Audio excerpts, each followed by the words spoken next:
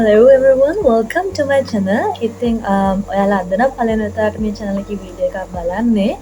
මම ඇවිල්ලා ශ්‍රී Lankan state university එක ෆයිනල් ඉයර් ස්ටුඩන්ට් කෙනෙක්. ඉතින් මේ channel එකේ මම කරන්නේ මම දන්න දේවල් වීඩියෝ කන්ටෙන්ට්ස් විදිහට ඔයාලට අරන් එන එක. ඉතින් මේ රිසර්ච් මේ වීඩියෝ සීරීස් එක ගැන කතා කරත් යනවා. මේකෙදී මම කතා කරන්නේ how to do research එකක් කරන්නේ කොහොමද කියන වීඩියෝ සීරීස් එක තමයි මේ. ඉතින් මේ වීඩියෝ එකේදී අපි අද කතා කරන්න යන්නේ රිසර්ච් එක ඇනලයිසිං ගැන, ඩිසයිනින් ඇන්ඩ් ඇනලයිසිං පාර්ට් එක ගැන. ඉතින් මේක බලනවා නම් මම ඔයාලට කලින්ම රික්වෙස්ට් කරනවා මේකේ පළවෙනි වීඩියෝ එකේ නම් බලන්න. එතකොට තමයි ඔයාලට අයිඩියා එකක් එන්නේ මම මොකක් ගැනද මේ කතා කරන්නේ කියලා. ඉතින් channel එකට subscribe කරලා මේ plan එකට set වෙලා ඔයාලත් බලන්න කොහොමද රිසර්ච් එකක් කරන්න කියලා. ඉතින් අපි අපේ topic එකට අපි අද කතා කරන්න යන්නේ ලැටින් ස්කෙයා කියන රිසර්ච් ඩිසයින් එක ගැන සහ මේක ඇනලයිස් කරන්නේ කොහොමද කියලා මනුවලි.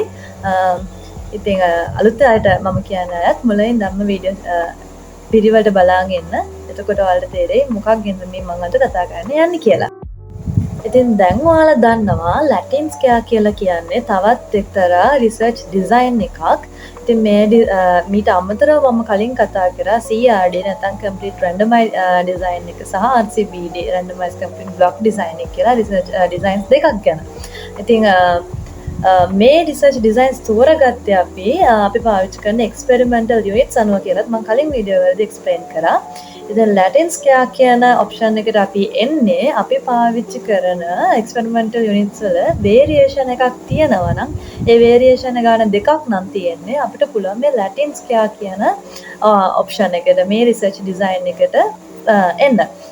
ඉතින් ගොඩක් වෙලාවට මේවත් ගොඩක් ෆීල්ඩ් ට්‍රයල්ස් වලදීමත් පාවිච්චි කරනවා. උදාහරණයක් ගන්නකො මෙන්න මේ විදිහේ දැන් ඔයාලා ෆීල්ඩ් ට්‍රයල් එකක් කරනවා. ඒකේ පස් වර්ගات සොයිල් ටයිප් එකත් වෙනස් වෙනවා. ඒ වගේම සොයිල් එකේ ලෑන්ඩ් එකේ ස්ලෝප් එකත් වෙනස් වෙනවා. මොකද කලින් RCBD එකේදී මම කිව්වා ඒ බ්ලොක්ස් ගන්නකොට ඒවා අපි උඩරිම try කරනවා සම සමාන විදිහට ගන්න. ඉතින් මම මේ කියන්නේ යන අවස්ථාවේදී අපිට ඒ ස්ලෝප් එක එහෙම හරි එකම ගානට මේන්ටේන් කරගන්න බැරි නිසා එතන ස්ලෝප් එකෙත් වේරියේෂන් එකක් තියෙනවා. සහ සොයිල් ටයිප් එකේ වේරියේෂන් එකක් තියෙනවා. මේ වගේ එතකොට වේරියබිලිටි දෙකක් තියෙන හින්දා අපිට සිද්ධ වෙනවා මේ වගේ අවස්ථාවට ලැටින් ස්කෙයා වගේ ඩිසයින් එකක් ෆලෝ කරන්න. ඉතින් එතනක විශේෂම දේ දැන් CRD එකේදී නම් වේරියේෂන් පුත් සිද්ධ වෙන්නේ නැහැ. නමුත් RCBD එකට one side variation එක දිශාවකට තමයි වේරියේෂන් සිද්ධ වෙන්නේ. නමුත් ලැටින් ස්කෙයා එකේදී sides දෙකකට නැත්නම් two side variation එකක් ඔයාලට දැක ගන්න පුළුවන් වෙනවා. ඉතින් මේවා තමයි අනිත් ඩිසයින්ස් වලට වඩා මේක වෙනස් වෙන්න සහ ඔයාලා කරන්න යන රිසර්ච් ටයිප් එක අනුව තමයි ඔයාලට මේ රිසර්ච් ඩිසයින් එක තෝරගන්න වෙන්නේ.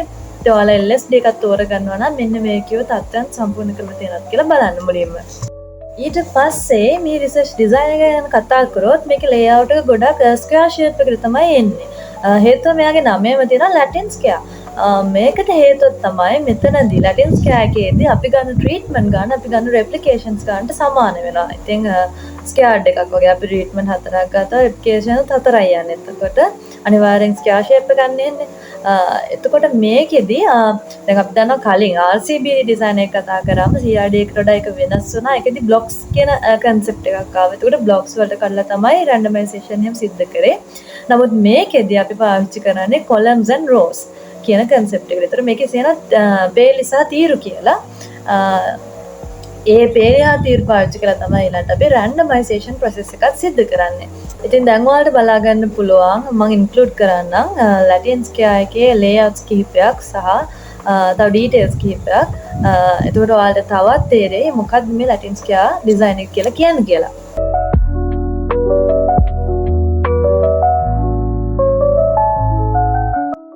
ලැටින් ස්කෙයා ඩිසයින් එකේ රැන්ඩමයිසේෂන් ප්‍රොසෙස් එක ගැන කතා කරොත් මේකේ මුලින්ම අපි රැන්ඩමයිස් කරන්නේ කොලම්ස් ටික. මුලින්ම මේ කොලම්ස් ටික රැන්ඩමයිස් කරලා පස්සේ පළවෙනි කොලම් එක ඉතුරු කරලා ඊළඟට රෝස් ටික අපි රැන්ඩමයිස් කරන්න පටන් ගන්නවා. ඉතින් මේ විදිහට අපිට පුළුවන් සම්පූර්ණයෙන් අහඹු විදිහට තෝරගත්ත ලැටින් ස්කෙයා කියන ඩිසයින් එක හදාගන්න. ඉතින් ඊට පස්සේ ඔයාලට පුළුවන් ඔයාලගේ රිසර්ච් එක කන්ඩක්ට් කරන්න. ඉතින් ඔයාලගේ එක්ස්පෙරිමන්ට් එක මේ විදිහට තමයි සිදු කරන්න ඕනේ. මං කියප එක පැහැදිලි වෙන්න ඇති කියලා. මේකෙදි රැන්ඩමයිසේෂන් ප්‍රොසෙස් එක කරන්නේ කොහොමද කිව්වොත් ආයෙ පාරක් මුලින්ම තීරු ටික රැන්ඩමයිස් කරනවා, කොලම්ස් ටික රැන්ඩමයිස් කරනවා. ඊට පස්සේ පළවෙනි තීරු ඉතුරු කරනවා. පේලිය රෝ එක ඉතුරු කරලා ඉතුරු රෝස් ටික අපි රැන්ඩමයිස් කරනවා. මේ තමයි රැන්ඩමයිසේෂන් ප්‍රොසෙස් එක සිද්ධ කරන්නේ. ඉතින් දැන් බලමු අපි කොහොමද මේ ලැටින් ස්කෙයාර් ඩිසයින් එකේ ඇනලයිසින් පාර්ට් එක සිද්ධ කරන්නේ කියලා. මැනුවලි ඔයාලා ස්ටැටිස්ටිකලි ඇනලයිස් කරද්දී කොහොමද ඒ වගේ එක කැල්කියුලේෂන් එකක් සිද්ධ කරන්න කියලා. ඉතින් මේකෙදිත් අපි පාවිච්චි කරන්නේ ANOVA පාවිච්චි කරලා කොහොමද මේ එක ස්ටැටිස්ටිකලි සිද්ධ කරන්න කියලා අපි දැන් බලමු. ඉතින් ඔයාලට පේනවා ඇති මෙතන කියලා තියෙන විදිහට ලැටින් ස්කෙයාර් කියලා කියන්නේ ට්‍රීට්මන්ට් ඉෆෙක්ට් එකට අමතරව ඒ වෙලාවෙම එකම වෙලාවේ තව වේරියේෂන් දෙකක් කන්ට්‍රෝල් කරන්න පුළුවන් විදිහේ ඩිසයින් එකක්. ඉතින් මේක ඇවිල්ලා ස්කෙයාර් අරේන්ජ්මන්ට් එකක්. එතකොට මේකේ එක පේලියක සහ එක තීරුවක එක්වරකට එක ට්‍රීට්මන්ට් එකක් ඇපිය වෙන විදිහට තමයි අපි ලේඅවුට් එක අරේන්ජ් කරලා තියෙන්නේ. මෙහෙම කරන්න එක්ස්ටර්නල් ෆෝසස් වල ඉෆෙක්ට් එක රිමූව් කරන්න. දැන් මේ තියෙන්නේ ලැටින් ස්කෙයාර් ඩිසයින් එකක් රැන්ඩමයිසේෂන් කරන ආකාරය ප්‍රොසෙස් එක. ඉතින් පළවෙනිට වලට පේනවා ඇති ලේඅවුට් එක අපි සාමාන්‍යයෙන් නෝමලි අරේන්ජ් කරලා තියෙනවා. ඊට පස්සේ මේ ඔක්කොම තීරු ටික තමයි ඉස්සෙල්ලාම රැන්ඩමයිස් කරන්නේ. ඉතින් තීරු ටික හම්බ විදිහට තෝරගත්තට පස්සේ ඊළඟට පළවෙනි පේලිය අතරලා ඉතුරු පේලි ටික අපි රැන්ඩමයිස් කරනවා. ඉතින් අවසානයේදී ඔයාට කම්ප්ලීට්ලි රැන්ඩමයිස් ලේඅවුට් එකක් හදාගන්න පුළුවන් මේ විදිහට. දැන් මේ තියෙන්නේ ලැටින් ස්කෙයාර් ඩිසයින් එක ඩේටා කලෙක්ෂන් ටේබල් එකක්. ඉතින් ගණන් වගේ දුන්නොත් ඒකත් මේ විදිහට තමයි සාමාන්‍යයෙන් දෙන්නේ. ඉතින් මේකෙදි ඔයාලට පේනවා ඇති මේකෙදි දත්ත එකතු කරලා තියෙන්නේ රෝස් ඇන්ඩ් කොලම්ස් විදිහට. එතකොට මෙතන කොලම්ස් 4ක් සහ රෝස් 4ක් තියෙනවා කියලා ඔයාලට පේනවා ඇති. මොකද ලැටින් ස්කෙයාර් වල ට්‍රීට්මන්ට් සංඛ්‍යාව හැම වෙලේම රෙප්ලිකේට් සංඛ්‍යාවට සමානයි. ඉතින් මේකෙදි අපි මුලින්ම කරන්න ඕන මෙහෙම ඩේටා කලෙක්ෂන් ටේබල් එක හම්බුනාම කොලම් ටෝටල් එක වගේම රෝ ටෝටල්ස් වෙන වෙනම එකතු කරගන්න ඕන. මේ තීරු සහ පේලිය අවසානයේදී එකතු කරගන්න ඕන. ඒ වගේම අවසානයේදී මේ දෙකේම සම්පූර්ණ එකතුවත් මේ විදිහට එකතු කරගන්න ඕන. ඊට පස්සේ මේකෙත් මුලින්ම අපි කරන්න ඕන හයිපොතෙසිස් එක බිල්ඩ් අප් කරගන්න එක. මේකෙත් හයිපොතෙසිස් දෙකක් තියෙනවා, නල් හයිපොතෙසිස් එක සහ ඕල්ටර්නේටිව් හයිපොතෙසිස් එක. ඉතින් මේ විදිහට හයිපොතෙසිස් දෙක බිල්ඩ් අප් කරගත්තට පස්සේ ඔයාලා මුලින්ම කරන්න ඕනේ කැල්කියුලේෂන් එකේදී කරෙක්ෂන් ෆැක්ටර් එක හොයාගන්න එක. මේකෙදිත් කලින් පාවිච්චි කරපු සමීකරණ පාවිච්චි කරන්න පුළුවන්. y ස්ක්වයර්ඩ් බෙදීම rt කියන සමීකරණය. එතකොට සම්පූර්ණ එකතුවේ වර්ගය රෙප්ලිකේෂන් සහ ට්‍රීට්මන්ට් වල ගුණිතයෙන් බෙදන්න ඕන. මේකෙදි එකම දේ රෙප්ලිකේෂන් සහ ට්‍රීට්මන්ට් සංඛ්‍යාව සමානයි. මේකෙදි ඊළඟට ඔයාලා කරන්න ඕනේ ට්‍රීට්මන්ට් සම් ඔෆ් ස්ක්වයර් එක හොයාගන්න එක. මේකේ ට්‍රීට්මන්ට් සම් ඔෆ් ස්ක්වයර් එක හොයාගන්න එක අනිත් මෙතඩ්ස් වලට වඩා චුට්ටක් වෙනස් වෙනවා. මොකද මේකේ අපි දත්ත එකතු කරලා තිබුණේ ඔයාලා ඩේටා කලෙක්ෂන් ටේබල් එක ආය බැලුවොත් මතක් වෙයි. කොලම්ස් ඇන් රෝස් විදිහට තමයි දත්ත එකතු කරලා තිබ්බේ. ඉතින් මේ තීරු සහ පේලිය අතර තැන් වල තමයි ABCD කියන ට්‍රීට්මන්ට්ස් විහිදලා තිබුණේ. ඉතින් මේ වගේ A ට්‍රීට්මන්ට් එකේ ආගයන් එක තැනකට, B ට්‍රීට්මන්ට් එකේ ආගයන් එක තැනකට, C ට්‍රීට්මන්ට් එකේ ආගයන් එක තැනකට එකතු කරගන්න ඕනේ මුලින්ම. ඒ එකතු කරගත්තට පස්සේ ඔයාලට එක එක ට්‍රීට්මන්ට් එක අවසානයේ ඒ වගේ සම්පූර්ණ එකතුව මේ විදිහට හදාගන්න පුළුවන්. ඊට පස්සේ පුරුදු විදිහටම ට්‍රීට්මන්ට් සම් ඔෆ් ස්ක්වයර් එක හොයන්න කලින් සමීකරණයම පාවිච්චි කරන්න පුළුවන්. එතකොට ට්‍රීට්මන්ට් වල වර්ගවල එකතුව රෙප්ලිකේට් සංඛ්‍යාවෙන් බෙදලා ඒකෙන් කරෙක්ෂන් ෆැක්ටර් එක අඩු කරලා අපිට ට්‍රීට්මන්ට් සම් ඔෆ් ස්ක්වයර් එක හොයාගන්න පුළුවන්. ඊට පස්සේ මෙතෙන්දී හොයාගෙන තියෙනවා ටෝටල් සම් ඔෆ් ස්ක්වයර් එක. මේකත් කලින් ගණන් වල වගේම එකිනෙක එක්ස්පෙරිමෙන්ටල් යුනිට්ස් වල වර්ගවල එකතුවෙන් සම්පූර්ණ එකතුවෙන්ම කරෙක්ෂන් ෆැක්ටර් එක අඩු කරලා තමයි ටෝටල් සම් ඔෆ් ස්ක්වයර් එක හොයාගන්නේ. ඉතින් මේ ලැටින් ස්ක්වයර් ගණන් වල තියෙන තව විශේෂ කොටසක් තමයි මේ රෝ සම් ඔෆ් ස්ක්වයර් සහ කොලම් සම් ඔෆ් ස්ක්වයර් කියලා කියන්නේ. ඉතින් දැන් මේ බලන්න යන්න අපි රෝ සම් ඔෆ් ස්ක්වයර් එක හොයාගන්නේ කොහොමද කියලා. මේක හොයන්නේ රෝස් වල වර්ගවල එකතුව ට්‍රීට්මන්ට් සංඛ්‍යාවෙන් බෙදලා ඒකෙන් කරෙක්ෂන් ෆැක්ටර් එක අඩු කරලා. ඉතින් මේ විදිහට ඔයාලට රෝ සම් ඔෆ් ස්ක්වයර් එකත් හොයාගන්න පුළුවන්. ඊට පස්සේ ඔයාලට පුළුවන් මේ විදිහට කොලම් සම් ඔෆ් ස්ක්වයර් එක හොයාගන්න. මේකෙදි කරන්නේ අපි තීරු වල වර්ගවල එකතුව රෙප්ලිකේෂන් සංඛ්‍යාවෙන් බෙදලා එකකින් කරෙක්ෂන් ෆැක්ටර් එක අඩු කරන එක. මේකෙදිත් ඔයාලා දන්නවා ට්‍රීට්මන්ට් රෙප්ලිකේෂන් ගාන 1යි. ඉතින් කොහොම යදුවත් එක් මගේ තමයි එන්නේ. ඊට පස්සේ අපි error sum of square එක හොයාගන්න ඕනි. ඉතින් මෙතනදී source of errors විදිහට ඔයාලා දන්නවා Latin square එකේදී treatment effect එකට අමතර rows වලින් සහ column වලිනුත් effect එකක් එනවා කියලා. ඉතින් total sum of square එකේ මේ treatment sum of square එක, row sum of square එක, column sum of square එක අඩු කරගෙන ඔයාලට පුළුවන් error sum of square එක මේ විදිහට හොයාගන්න. මේ දත්ත සියල්ල එකතු කරගත්තට පස්සේ ඔයාලට පුළුවන් මේ විදිහට ANOVA table එක build up කරගන්න. ඉතින් මේකෙදි sources of variance විදිහට rows, columns, treatment, error සහ total තමයි එකතු වෙන්නේ. ඉතින් ඔයාලා දන්නවා treatment effect එක අමතරව මේකෙදි එකතු වෙන්නේ rows සහ columns, ඊට අමතරව error සහ total sources of variance විදිහට වගුවට එකතු වෙනවා.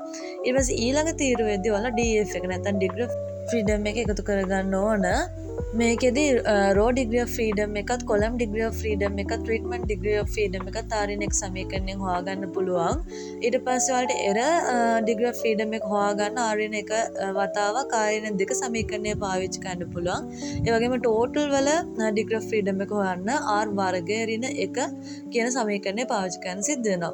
ඊට පස්සේ අපි කලින් calculate කරගත්ත හැම sum of square එකම හරියට row sum of square එක, column sum of square එක, treatment sum of square එක, error sum of square එක මේ විදිහට එකතු කරලා total sum of square එකත් එකතු කරගන්න පුළුවන්.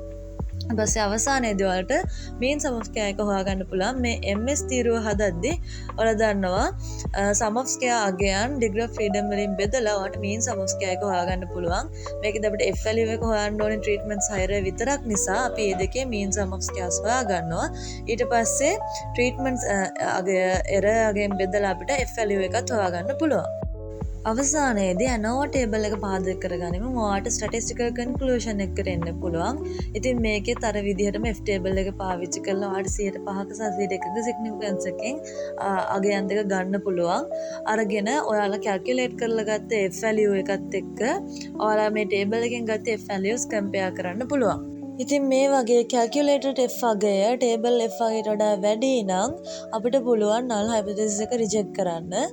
ඔයාලට මේ එකතු කරපු note එකේ මෙතන ලියලා තියෙන fail to accept කියලා අපි එහෙම ලියන්නේ නැහැ. අපි මෙතනදී reject කියලා තමයි include කරන්න ඕනේ.